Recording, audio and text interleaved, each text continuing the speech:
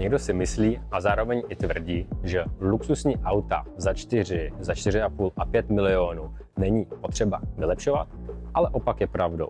Dneska tu máme na vylepšení toto BMW XM za 5 milionů korun. Pojďme si tedy říct, pro co si zákazník s tímhle luxusním vozidlem přijel. První dotaz byl na to, zda umíme odlučnit takhle luxusní, takhle drahý auto. Odpověď samozřejmě zní ano, a proto toto auto stojí tady a děláme tady odlučnění. Jaký balíček si zákazník zvolil, který jsme mu poradili? Samozřejmě u odlučnění největší efekt má balíček Premium Plus, což znamená, že odlučňujeme úplně všechno, co se ve voze odlučnit dá. V tuto chvíli kluci bojují místy s rozebíraním vozidla, ale nic není pro nás překážkou a proto vozidlo se bude odlučovat kompletně celý interiér, od střechy až po podlahu a samozřejmě dveře včetně kufru. Vzhledem k tomu, že toto vozidlo má poměrně dost elektrické instalace různých baterek, protože se jedná o XM hybrid, tak samozřejmě nějaká dodatečná baterka nebo nějaké části vozidla jdou odlučnit méně než například klasické vozidlo, jako je Superb 3 nebo Volkswagen Passat, kde to rozebírání je razantně jednodušší. V balíčku Premium Plus je samozřejmě taky i odlučnění exteriérových částí. V tuhle chvíli exteriérová část znamená, že se budou odlučňovat podběhy a případně kapota s mezimotorem, pokud samozřejmě v mezimotoru ten prostor je. No a nyní si můžeme říct, co používáme za materiály v tomto vozidle, neboli celkově, jaké materiály se používají při odlučnění vozidla. A pojďme si tedy ukázat, co je první a základní materiál pro odlučnění vozidla, tak aby to mělo co největší efekt. Tak jako základní materiál pro odlučnění vozidla je samozřejmě antivibrační materiál. Antivibrační materiál se používá prakticky všude, kde je nějaká plechová část vozidla. Čemu slouží antivibrační materiál? Z čeho se skládá a jak vypadá? Antivibrační materiál slouží proto, aby se polepila plocha rezonanční, tudíž vezmeme například střechu nebo dveře, kde ta plocha je poměrně dost velká a při provozu, když vozidlo jede, samozřejmě se kroutí a různě pracuje. To znamená, že plech se rozrezonovává a tím pádem vytváří rezonanční hluk. Pokud těch ploch máte více, samozřejmě ten hluk je potom v celém vozidle z nějaké každé části auta. Antivibrační materiál v tomhle případě, co držím v ruce a co používáme v tomhle vozidle, tak je o 3 mm a vypadá takto. Má nějakou lepicí vrstvu, je to obalené takovou papírovou hmotou, aby to samozřejmě na lepidlo se nic v tuhle chvíli nelepilo, a když to odlepíme a začneme aplikovat, tak vidíme něco jako takovou 3 mm gumu. Jedná se o butyl, který se aplikuje na čistou plochu vozidla. Dále je tady 100 mikronová vrstvá folie, která pohromadě drží kompletně celý butyl a samozřejmě zpevňuje samotný materiál. Tato ale folie slouží nejenom k zpevnění, ale samozřejmě i k odrážení tepla, protože když máme nějakou folii, tak ona odráží zpátky, ať je to teplo anebo nějaký chlad. Takže jako první vrstva antivibrační materiál zabraňuje rezonancím a různým vibracím nejenom plechu. Můžeme samozřejmě použít i na plastové části, ale primárně se používá na plech. Jako druhá vrstva, například na podlahu, se používá speciální sandwichová hmota. Jsou to dva různé materiály, termoakustický a protihlukový. V každé části vozidla se jedná o různý materiál, který používáme. Nyní ukážu, v čem se liší a jak vypadají. Tyto dvě CTK multimaty, jedná se o jedno Multimat Pro a Multimat Evo. Čím se tyto materiály lišejí?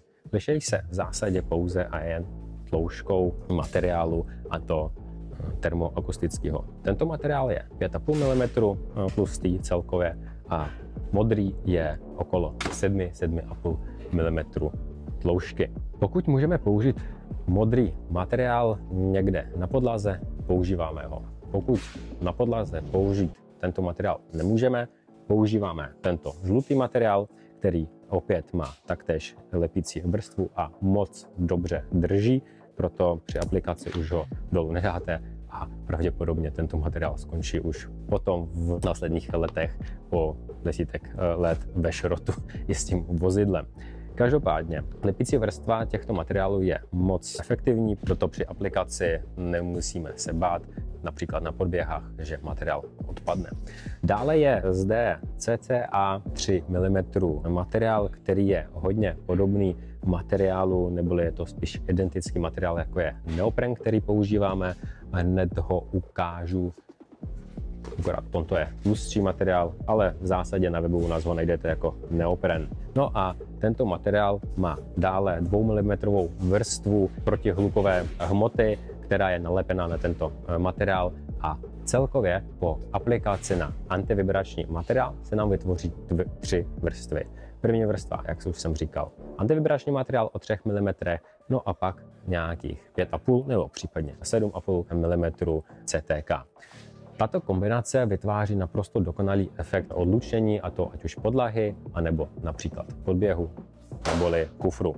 Protože antivibrační materiál nám zabrání rezonancím a tento materiál pohlcuje hluk, který proniká dovnitř, a ta třetí vrstva, která vypadá jako lino, tak vlastně odráží ten hluk zpátky. A proto kombinace těchto 2, potažmo 3 materiálů je opravdu nejefektivnější. Co používáme na střechu a dveře? Dveře samozřejmě tlumíme taky nejdřív antivibračním materiálem jako vnější část, no a vnitřní plech tlumíme opět o něco tenčím materiálem. Tím u vozidel vytvoříme ozvučnici a zpevníme dveře. Co se používá na tapec, tak je akustický materiál. Akustický materiál v této podobě je většinou o 10 nebo 15 mm tloušťky, který má taktéž lepící vrstvu, a tím pádem ho můžeme aplikovat na tapec. A co dělá tento materiál? Tak tento materiál nám pohlcuje frekvence, které se hrnou dovnitř vozidla, a v tu chvíli je opět rozbíjí na XY dalších frekvencí, takže pomalu zanikají. No a když děláme dveře a vozidlo má takovejhle svůj tlumicí materiál, tak ho znovu potom použijeme. Jak je vidět, je tady aplikovaný náš materiál akustický, o kterém jsem mluvil, a na to ve dveřích ještě prostor je. Proto se dává originál, aby tlumení bylo o to efektivnější. Kombinace antivibračního materiálu ve dveřích, protihlukového sandvičového materiálu, opět antivibračního materiálu a této akustické pěny dělají ze dveří naprosto protihlukovou bariéru. Musíme brát v potaz, že většina vozidel nebo hodně vozidel nemá akustický skla, proto můžeme odlučnit, jak chceme dveře, ale pokud je to moc tenké sklo, tak v tu chvíli samozřejmě hluk se pohrne skrz okna.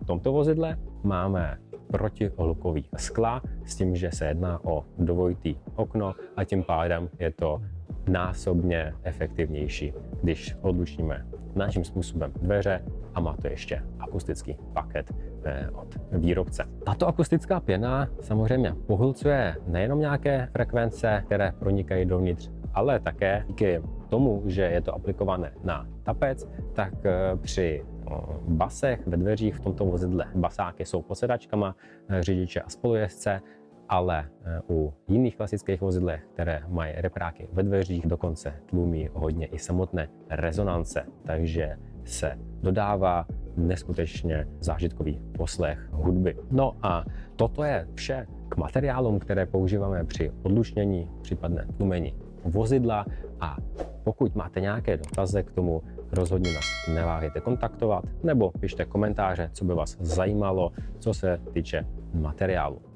No a tady se můžeme podívat například na toto vozidlo. Není to samozřejmě jenom BMW, které je nadupané elektronikou, ale jenom aby jsme se mohli podívat dovnitř, co je v kufru auta a proč se kufr dělá opravdu minimálně, protože když vidíme tady tu elektroinstalaci, co je ve voze, tak rozebrat toto vozidlo je buď ultranáročné nebo místy nemožné.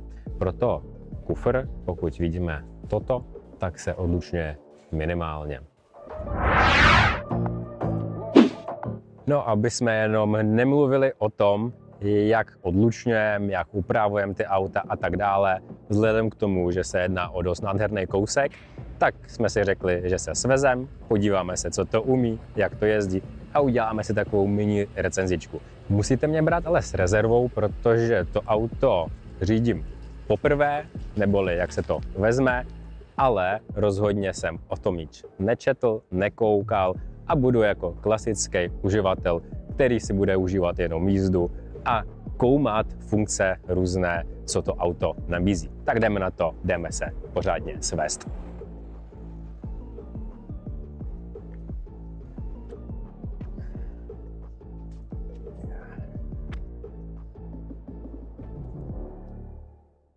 No a nyní si jedem projet tady tu oranžovou bestii s tím, že se jedná o XM a je to hybridní motor, benzín včetně elektra. No a musím uznat, že to vozidlo působí fakt luxusně. Když vezmeme v potaz, že to stojí 4,5 milionu v základu, tak by luxusně samozřejmě působit mělo. No ale taky si tady zkusíme nějakou tu fajnovou jízdu, kde okusíme, co všechno tohle vozidlo umí. Nyní tady mám tlačítko M-Mode a uvidíme, jaký to má odpych v 50 km/h. Dám se tady ještě M2, což nevím, co znamená, ale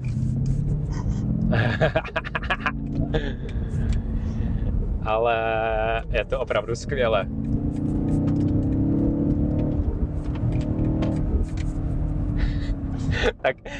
Takovýhle rodinný SUVčko fakt chci. Ne, že to je ultra luxusně, je to fakt je to tady vidět, ty 4 miliony, že je to propracovaný. Určitě by se našly nějaký detaily, které můžeme kritizovat, ale celkově to působí opravdu dobře. Co všechno to má tady za elektro vychytávečky a featurey, to asi úplně koumat nebudu. Tady je to nejdůležitější, že je to obrovský, je to nádherný, všechno tady svítí, strop, dveře, nohy, i dokonce z exteriéru samozřejmě ty světýlka v masce svítí, je to opravdu luxusní kousek. Sice nevím, jak to bude vypadat ve 150, v 200 tisícech na je to, ale když se to koupíte jako nový, zajezdíte si s tím 100 000 km a pak to prodáte, není co dodat.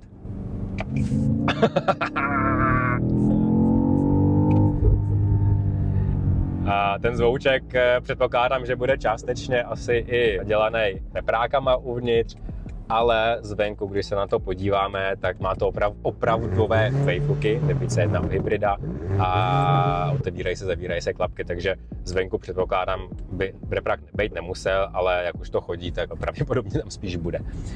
No a celkově teda působení z toho, jak to auto zní, nebo co jsme tady v tom vozidle teda dělali jsme kompletní odlučnění, vys záběry z naší dílny, ale co se týče výsledku po odlučení, nemůžu úplně soudit, protože v tuto chvíli jedeme už v odlučněném autě a v neodlučněném jsme nejezdili, takže přesný feeling nepředám, ale celkově, aby jsme si rozuměli, tak musíme uvést vše na pravou míru, a to, že pokud vozidlo je takhle vysoké úrovně a třídy, tak samozřejmě není tam takový wow efekt, jako kdyby jsme udělali kompletní odlučení například v Superbu nebo v Passatu. Protože samozřejmě tohle auto už v téhle cenové relaci počítá s tím, že musí tomu zákazníkovi dodat opravdu velký komfort. A proto už tyhle věci, jako jsou tlumení a nějaký hluk ve voze, už se reguluje nebo myslí se na to při výrobě tohoto vozidla. Celkově ale musím uznat, že je to fajn svezení. Jo, sice jsme teď jeli něco málo přesto, ale je tady opravdu klid ve voze, takže sice toho tlumení není tolik, jak v klasických vozidlech tady, každopádně působí to dobře, je to příjemný a za mě opravdu fajn.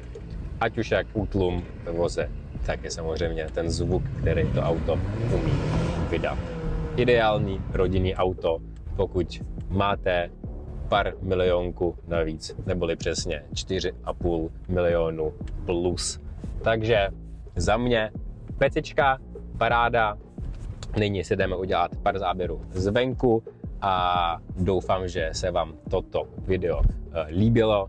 Určitě oceníme lajky, šéry, komentáře, pokud vás něco zajímá, anebo jestli máte taky nějaké vozítko, které chcete odlučnit nebo upravit zvuk. Takže zase příště. Čau.